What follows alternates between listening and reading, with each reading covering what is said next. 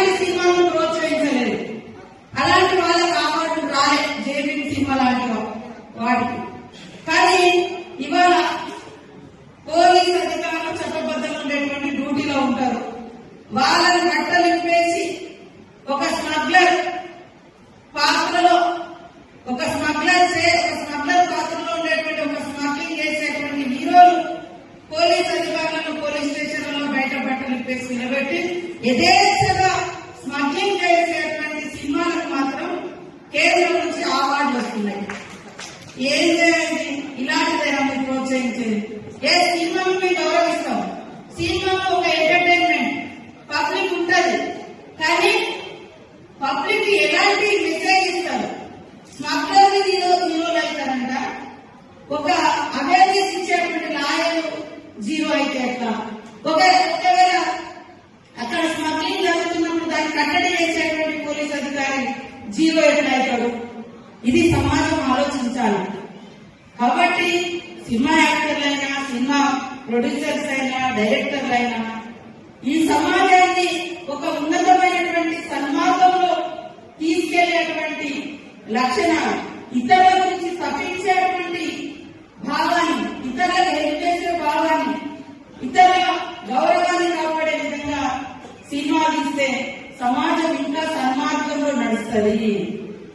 అదే మరి వేరే ఆలోచనలతో పోతే, నిన్న ఒక అతనట మహారాష్ట్రలో 2 మర్డర్ కేసులు ఉన్నాయి, తప్పించుకో తిరుగుతున్నాడు చాలా రోజులు.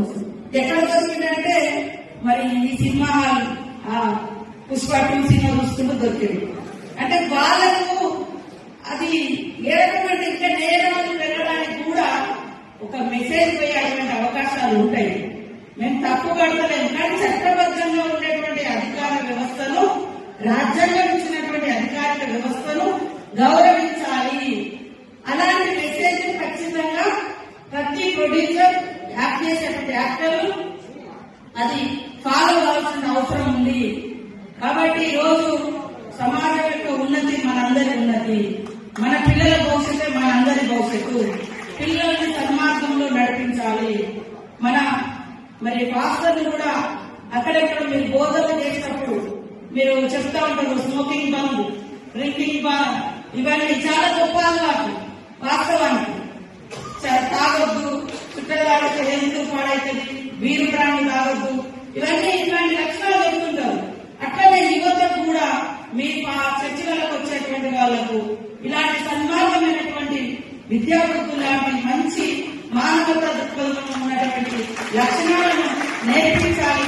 అది చర్చలలో జరగాలి, అది మసీదులలో జరగాలి, అది గుళ్లలో జరగాలి, గోపురాలలో జరగాలి. ప్రతి చోట జరిగినప్పుడు ఈ సమాజంలో ఎలాంటి డిస్టర్బెన్స్ లేకుండా స్వేచ్ఛగా మన గడ్డ మీద మనం తలెత్తుకొని తిరుగుతాం.